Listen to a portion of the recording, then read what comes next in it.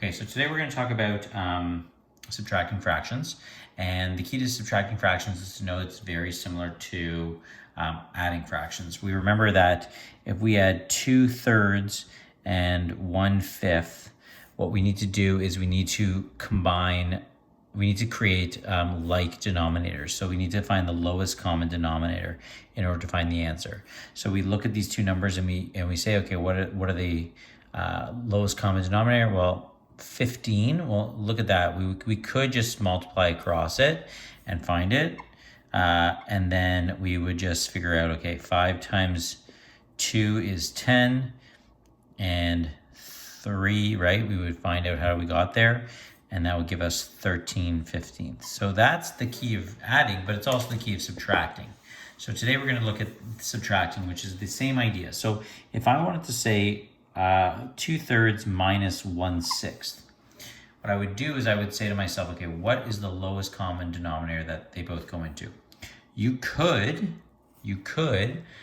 just multiply across, but in this case, we can kind of see that if I do that, it's going to be 18, which means I'm going to have to simplify later. So I would look at the largest number and I'd count up from that. The 6 goes into 6, great. Does 3 go into 6? Yeah, so I know that 6 is the lowest common denominator. Because I'm not changing anything here, I'm just going to put the 1 there. And because I'm going to say, how do I get from 3 to 6? I multiplied by 2, so I'm going to multiply this number by 2 as well, which will give me 4/6. And now it's just simple math. 4/6 minus 1/6 equals 3/6, which I know gives me 1/2, because when simplified into lowest terms, it'll give me 1/2. Okay? So that's kind of the basic introduction to subtraction. Let's do another one together as a group. If I wanted to know what 5/8 minus 1/6 is, how would I go about doing that? Well, I could, again, multiply across, but that would give me a larger number. So that would give me 48. There's probably a lower number between the two that they go into. So I'm going to look at 8. I'm going to count up by 8. 8, no, it doesn't go in. 16, no. 24, yes. So I'm going to say that this is going to be 24, and this is going to be 24. So how did I get from 8 to 24? I multiplied by 3. So I'm going to multiply the top by 3, which is 15. To get from 6 to 24, I multiplied by 4. And I'm going to multiply the top by 4. So now I'm just doing simple across the top subtraction. The denominator will remain the same, and now it's just across the top. So 15 minus 4 is 11, cannot be reduced any further. So we have two proper fractions. Let's do one where we have maybe a mixed number or an improper fraction, okay? So I've got 3 and 2/5 minus 1 and 3/8. Now, when we're doing subtraction, I'm going to show you two ways. I'm going to solve it in the way that we've learned up to this point, and I'm going to solve it in a separate way to show you how you can save some time. So this one's not the time saver.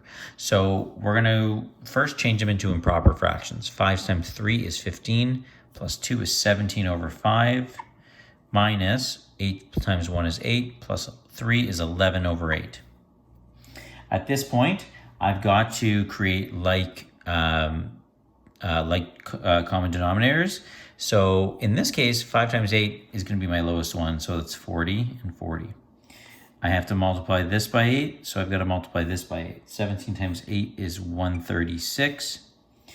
8 times 5 gives me 40. And so 11 times 5 gives me 55. And now it's simple again. I'm doing simple subtraction. So 136 minus 55 gives me 81/40.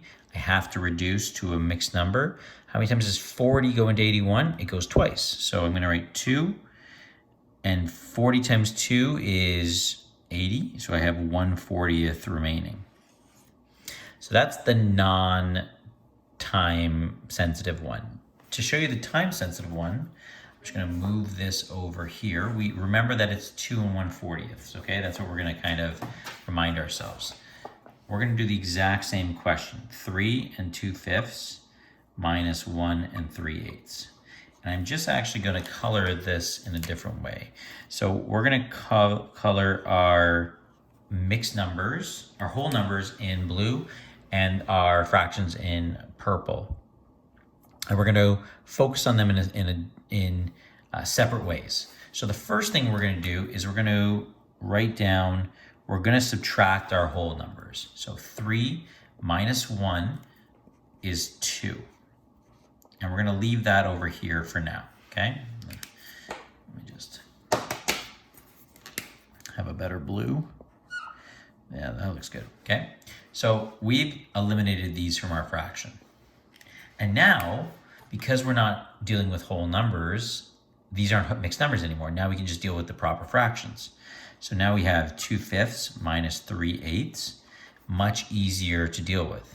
Still gonna have it out of 40, right? Because 5 and 8, the lowest common denominator is 40. And I'm still gonna do the same math, right? This times 8 and this times 5. But instead of doing 17 times 8, I'm only doing 2 times 8, which is 16.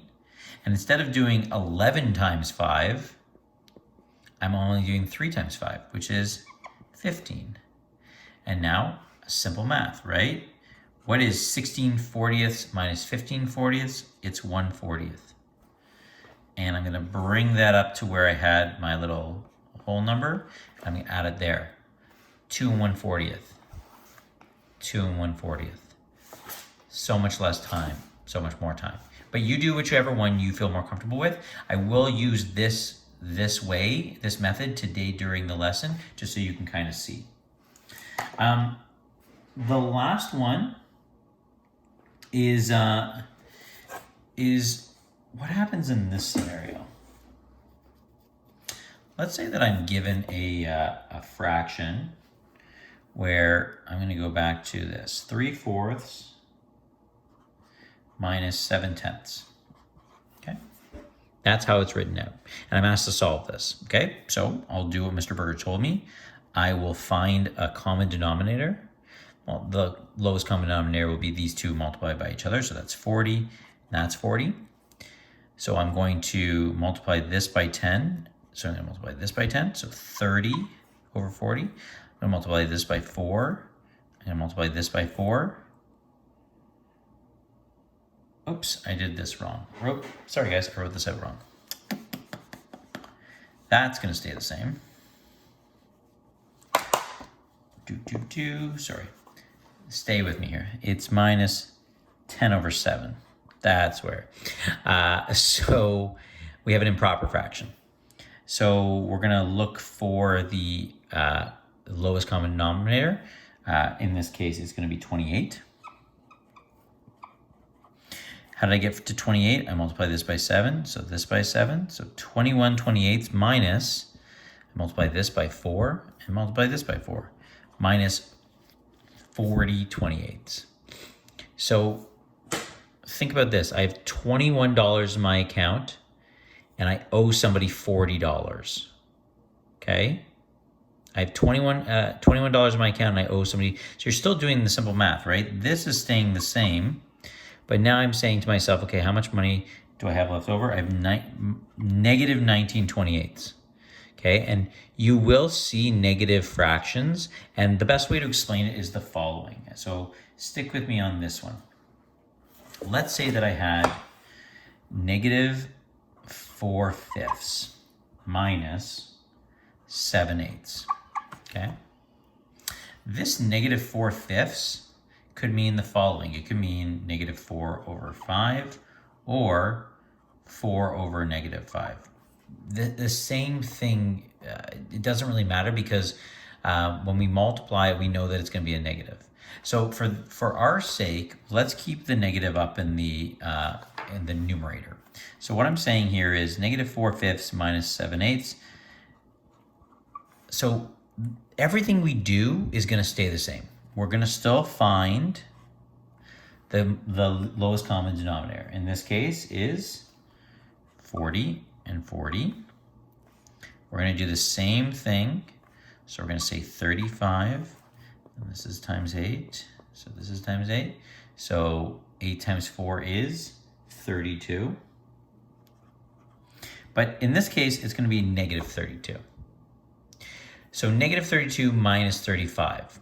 If you guys remember integers, this is where, now this is a higher level of thinking. This is more of a grade 9 thing that I'm trying to teach you in the knowledge section. So if you remember integers, anytime you are subtracting a number, you're actually adding its opposite. So what I'm trying to say to you here is negative 32 over 40 plus negative 35 over 40.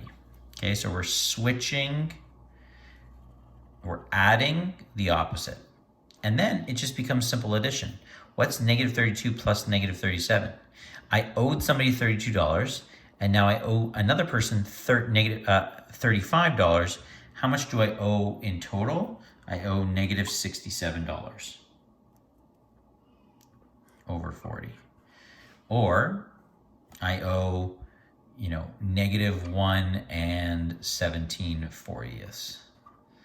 Okay, so you will see this kind of stuff. We're not going to touch base on it in grade 8 as much, but I do want to introduce you to you so you have the idea of the concept that when you're dealing with a negative fraction, you're going to treat it like an integer and you're going to add the opposite.